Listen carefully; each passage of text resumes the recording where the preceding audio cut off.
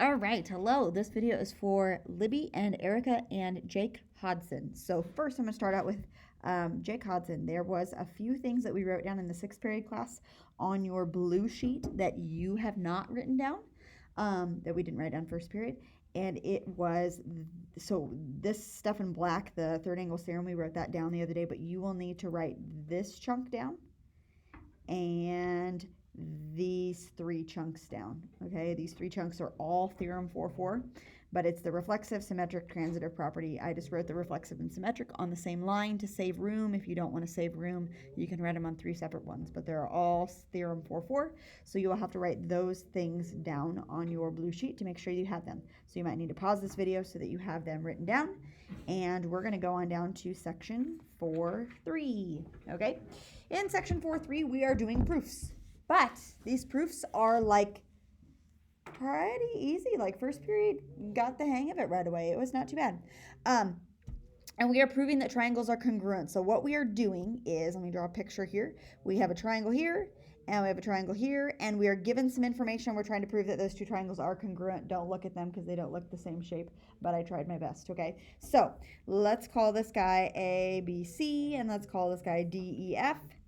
And with what we were doing yesterday, so yesterday we had to start with the angles and say in the angles that like angle A was congruent to angle D, and we would have to do that for all 3 of them, right? The 3 angles. And then we would have the 3 sides, and we would have to say that like side, let's say AB is congruent to side DE, right? And we have to do that for all the 3 sides. And then after we did all 6 of those things, we could check off and say that they are congruent. Now we get to skip steps. Okay? So that's what we had to do yesterday. Now we get to skip steps. Okay? So here's the deal.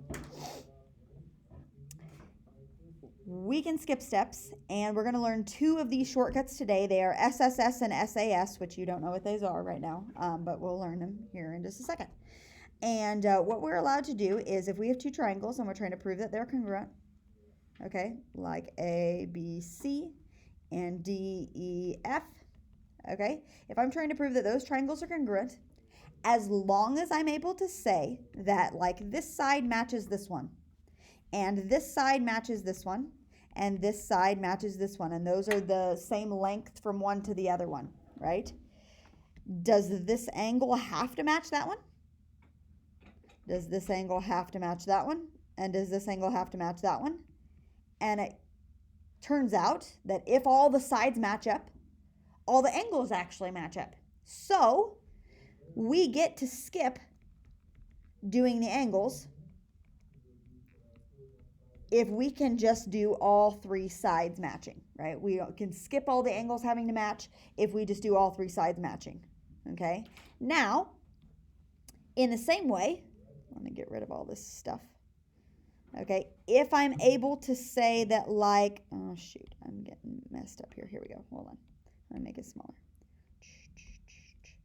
In the same way, if I have, like, let's say this side matching this side matching this one, and the angle that's in between them, which would be a side, an angle, and another side, side, angle, side, then that means the rest of the stuff that I don't know, like this angle and this side and this angle, those have to match as well, right?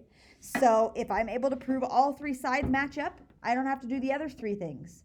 And if I am able to prove a side, 2 sides and the angle in between them match up, I don't have to do the other 3 things. Those are enough to say that those 2 triangles are congruent, okay? Now, let me show you what is not legal to do, okay? Let's say I have that this angle matches this angle matches this one, and this angle matches this one, okay? If that's true, do the sides necessarily have to match each other? Okay, let me give you an example of that. Let's say I have an equilateral triangle, like 60, 60, 60, right? And then I have a bigger equilateral triangle. Are those 2 triangles congruent? Their angles match, but are those 2 triangles congruent? No. So AAA, angle, angle, is not a way of proving that they're congruent, right? Okay, because just because the angles match up doesn't mean the sides do, right? But if the sides all match up, the angles have to, okay? Let me show you another thing that is illegal, that does not work, okay? So let's say, for example, I have this side let's say this side matching this one, this side matching this one, and this angle matching this one, okay? That's two sides and an angle, but it is not side, angle, side. Do you know what this one is? The angle's not between the two sides. You're never going to forget this again. Ready? This is angle, side, side. Do you see it? Haha. This is ASS. And ASS does not work. Okay? So, in order to do this, the angle that's between the two sides has to be between the two sides. ASS does not work. We'll talk about him later on. Don't you worry. ASS does not work. All right. So, if you're proving that the triangles are congruent using two sides and an angle, the angle has to be between the two sides. It has to be side, angle, side, not ASS. Okay? So, we get to use shortcuts now. We get to skip over doing all 6 things, and we only do 3 of those things to prove that they're congruent. Because if those 3 things work, the rest of the 3 things have to work. All right, so let's go down and do our first proof. For some reason on example 1, I am missing a diagram, so draw him real quick, would you? He's missing a diagram. A straight line on the bottom, G, L, K, H, J on the top. Just do the best you can. He's missing a diagram.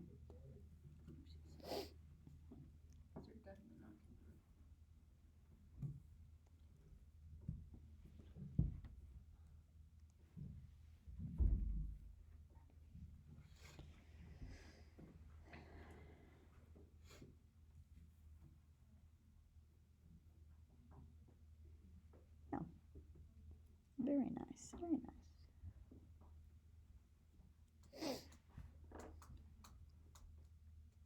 Okay, we've got some given stuff. We got what we're trying to prove. We're trying to prove that this triangle is the same shape, same size as that one, that they're congruent to each other. Okay, that's what we're trying to prove, this thing right here. Okay, all right, and let's start with the given stuff. Okay, we're just going to go through piece by piece, and we're going to mark these off as we do them. So the first one is that JH is congruent to KJ. GH. What is GH? A side, right? So GH is this side, is the same as KJ or JK, this guy right here. So those 2 sides are the same, mark them on your diagram. Okay, we have that information. Now if I take inventory off to the side over here, do another column. This is superly helpful because then it shows you exactly what you have and exactly what you need. Okay, so from this piece of given information, which I'm going to cross off up here, I'm going to cross him off as we write him down so we know what we've written down and what we haven't. What does that give you? A side. So I'm going to put a side down over here. Side, check. He's done. Okay. Now the next piece of given information, this guy here, I'm going to write him down and then I'll cross him off. HL is congruent to JL. Okay. I'm going to write him down and cross him off. HL is this guy. We want to use 2 tick marks this time for him so that we know that he's not the same as the other ones, right? HL and JL, those are the same. That's another piece of given information. That gives me another side, right? So I need one more thing. I either need another side or I need another angle, right?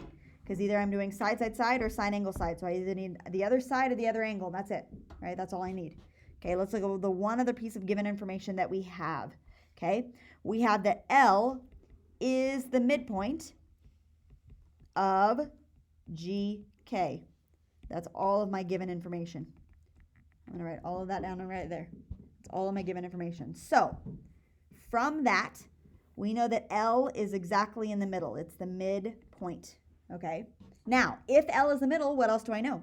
GL and LK. This guy is going to be the same as this guy, right? Okay, so let's write that down. We know that GL is going to be the same, and I'm going to go KL instead of LK. GL and KL, because those are the ones that match up. GL and KL are the same. How do I know that they're the same? That's the midpoint theorem. We used that a while back, right? Midpoint theorem. Okay? Now, that gave me another side. Okay? So, at this point, I'm done. I just have to write my last statement. By the side, side, side congruence, we know that triangle, I'm writing it just the same way it's up here. This guy is the same thing. GHL is congruent to triangle KJL. And I am done. Okay? When you're taking inventory on the side, it makes it nice and easy for you to see what you have and what you need, right? It's all going to be from the given information. You can find out all your other stuff, right? Yeah, that wasn't too bad, right?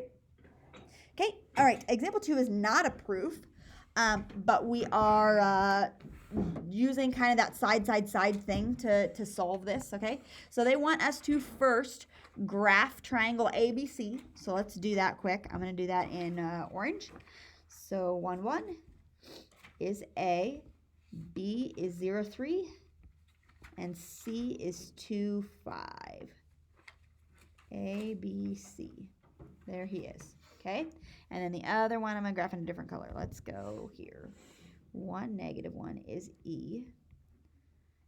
F, G. There is that. Okay? Those two guys graphed. There he is. Okay?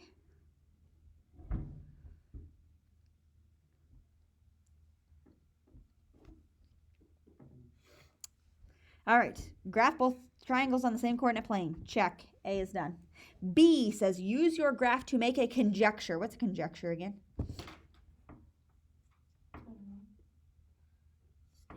Like a statement. It's like a conclusion or a guesstimation. We'll just say a conclusion. A conclusion as to whether the triangles are congruent. So my guess, are those triangles congruent? Do they look congruent? No. I don't think so. I'm gonna guess not. I'm gonna guess not congruent, but we're gonna see. What? Mine definitely don't. Yours definitely don't? Okay. Yeah. See, I would say that they're definitely not, but I don't know if it's just my picture and I'm just a crappy drawer, because that's a thing. So I'm gonna guess not. Part B is done. C, write a logical argument using coordinate geometry to support your conjecture made in part B. Okay, what we're gonna do is we're gonna see if these are congruent or not. Okay, so we're going to check all three sides, What can we do? What are we going to have to do? We're going to see if the sides match the sides, like the lengths and the lengths and the lengths, right? How do we do that? You can't, well, since they're slanted, we can't count them, but what can we do instead? Find the distance. We've got to do like the distance formula. Right? It's not terrible bad when we just look at it. So we'll do this. Let's pick on this first triangle first. So let's do, what's one of the sides' names? How do we name one of the sides? BC. Okay, give me another side. CA, and then the last side? AB. Okay, we're going to check all three of those. All right, let's do those. Distance formula, distance formula, distance formula. Okay, if you remember from the distance formula, it's like the x's, I'm going to say the x distance squared plus the y distance squared. Like how far he's going in the x distance, how far he's going in the y distance. Okay, so from B to C, we're going from here to here. How many are we going up and how many are we going over? Up 2 over 2. So 2 squared plus 2 squared. That is the square root of 8. Kyle this morning swore. Square root of 4. No, child. What are you doing? Square root of 8. C to A. Now let's go back to our diagram. From C to A, how much are we going up and how much are we going over? 1 and 4. So 1 squared, 4 squared. We don't really care if we're going up or down because the negatives turn positive, right? After you do that, okay. 1 squared, 4 squared, that's the square root of like 17, right? Okay. AB. 1 and 2. 1 and 2. So 1 squared, 2 squared. I just wrote 3 for no reason. Is the square root of 5, I think, something like that. Okay. All right, now let's check the other one. Okay, so let's name some of the sides of that. EF, okay. FG and GE. Okay, All right, let's do some of these guys here. See what we get. EF is 1 and 4. From E to F is 1 squared plus 4 squared. Again, we're going like the distance from here to here. So he's going down 4 over 1. So 1 squared, 4 squared, that is the square root of 17. All right, so those two match up. Okay, let's see if the rest of them do. FG is 1 and 2. So that's the square root of 5. Okay, those match up. Now let's see if the last ones match up. So from E to G. 3 and 3. 3 squared, that is the square root of 18. Uh-oh. Those don't match up. So what's that mean? That means this side is longer than BC side. So they are not congruent. Triangles are not congruent. From that information, we've checked all 3 sides. The triangles are not congruent because the sides don't match up. Make sense? Yeah. Yeah, not too bad. Okay, good? All right, let's go to the back side. Now we have side angle side is what we're probably going to be using on this one. Okay, I do have a typo here. That should say WX is congruent to YZ. That should say WX is congruent to YC, so fix that on there. I have a typo. The 2 triangles that we're trying to prove are congruent is this one here and the one right below it, this one here. So we're trying to prove those 2 triangles. Do you see them?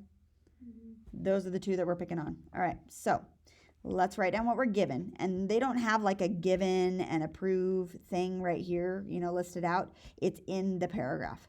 So we've got to pull out of the paragraph. The scaffolding for stage lighting shown appears to be made up of congruent triangles.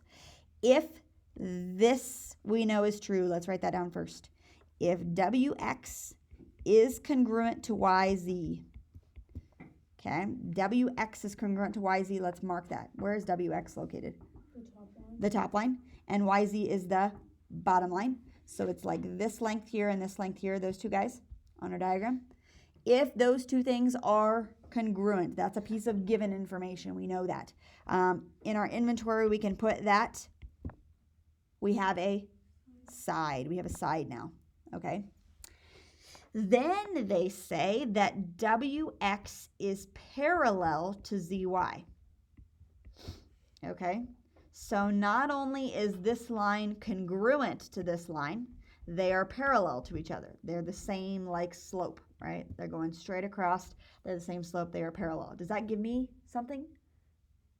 Like we already had that side, right? We know that they're the same, but now they're saying they're parallel. That doesn't really give me anything else. Okay, so that's all my given information. Now it just says prove the things parallel. Great. How many more pieces of information do we need? 2, right? And we know that we're either going to be doing side, side, side or side, angle, side. So I need either 2 more sides or an angle and a side. But regardless, I know I'm going to need at least another side, right?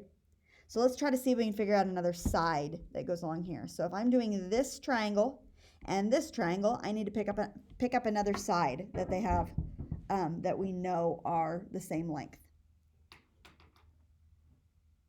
Like this morning, first period, we said, okay, this side is the same length as this side. Do we know that for sure? Not necessarily.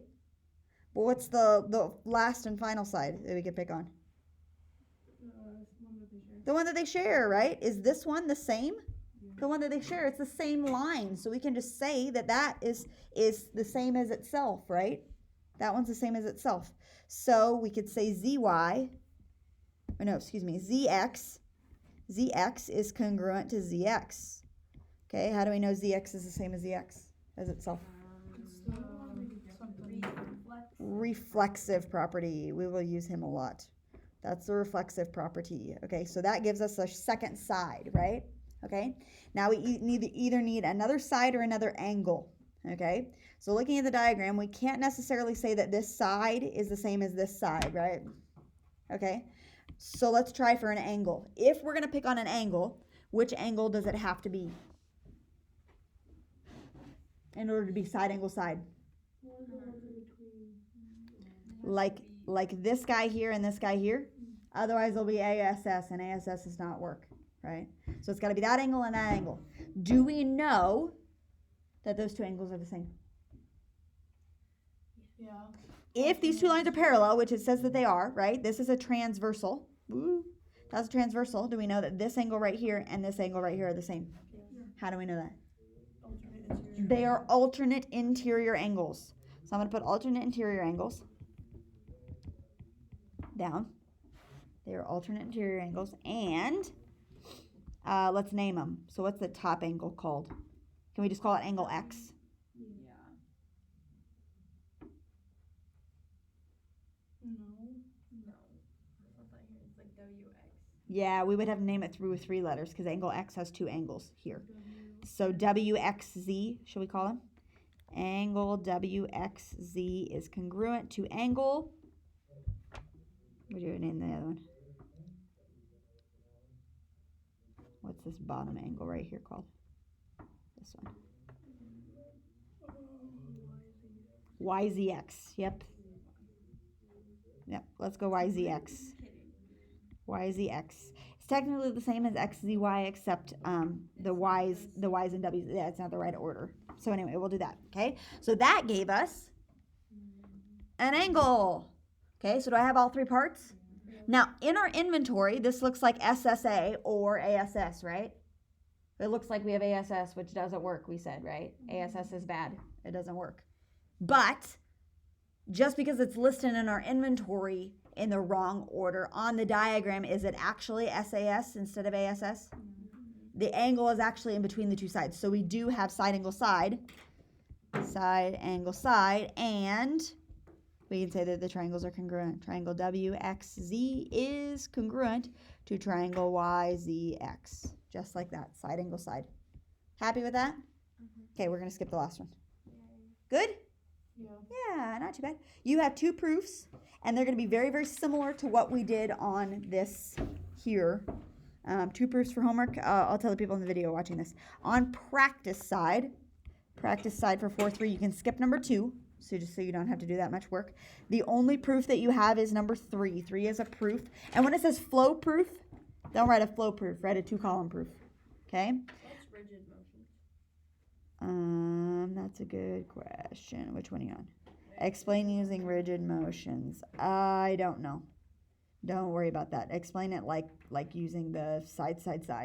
And maybe that's what rigid motions are. Side. I think that what you do just do side. Not a side angle side. Explain using rigid motions. Do side. So like That's the what I mean. distance? Yeah, the distance formula. Yep. I think that's what they mean by rigid motions. On the back side, on skills practice, you can skip 2 and 3. So this is a proof that you can skip, but you do have number 4 as a proof. So you have 2 proofs for homework, but they're going to be very, very similar to the notes proofs. Okay? Or a lot of the same stuff. Like this one is the midpoint. So I know somewhere on number 4 we're going to be using the midpoint formula or midpoint theorem. Okay? Good? Anything else to add before we say goodbye? Goodbye, people on the video.